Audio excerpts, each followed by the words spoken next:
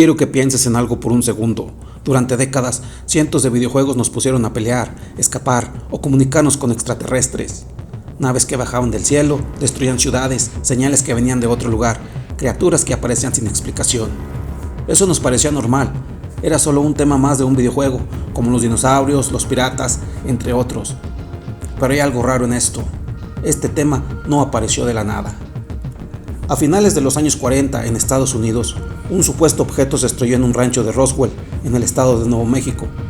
El ejército primero dijo que era un disco volador, pero horas después cambiará la versión.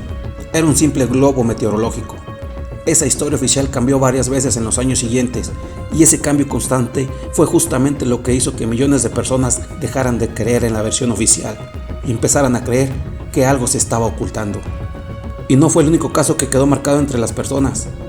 El 13 de marzo del año 1997, justo en la misma época en que muchos de nosotros ya teníamos una consola en casa, miles de personas en Phoenix, Arizona, vieron algo que ningún avión ni helicóptero podía explicar.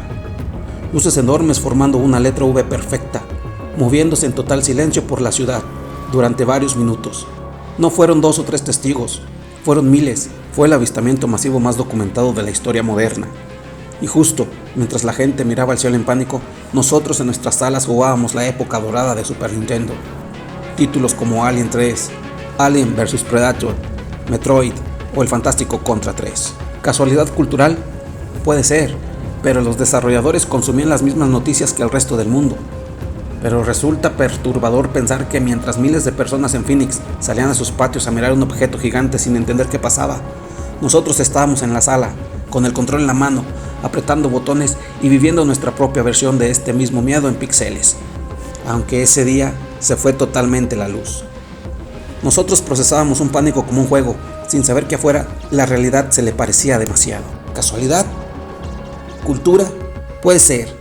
Pero también es raro pensar que mientras miles de personas en Phoenix miraban el cielo sin entender qué estaban viendo, nosotros estábamos en la sala de casa apretando un control, viviendo nuestra propia versión de ese mismo miedo, sin saber que algo parecido estaba pasando de verdad afuera. Algunos dirán que fue una simple inspiración, que los desarrolladores solo tomaban lo que veían en las noticias y la cultura popular en esos años. Pero hay otra pregunta que pocos se hacen. ¿Y si esas historias no eran solo inspiración?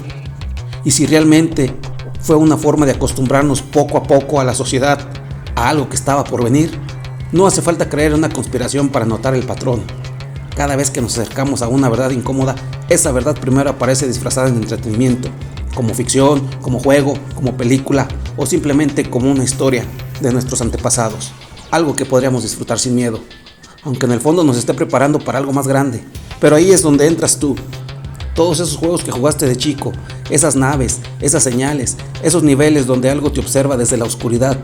Puede que haya sido solo un entrenamiento, o puede que sin saberlo hayas estado jugando con una versión pequeña de algo que todavía no terminamos de entender del todo.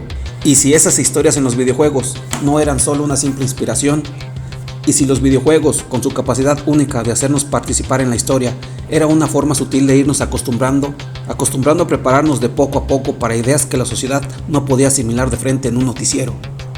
Cada vez que la humanidad se acerca a una verdad incómoda, esa verdad suele aparecer primero disfrazada de entretenimiento, como películas, series, ficción o un videojuego, como un nivel que tienes que superar, algo que puedes controlar desde la comodidad de tu sillón antes de enfrentarlo en el mundo real.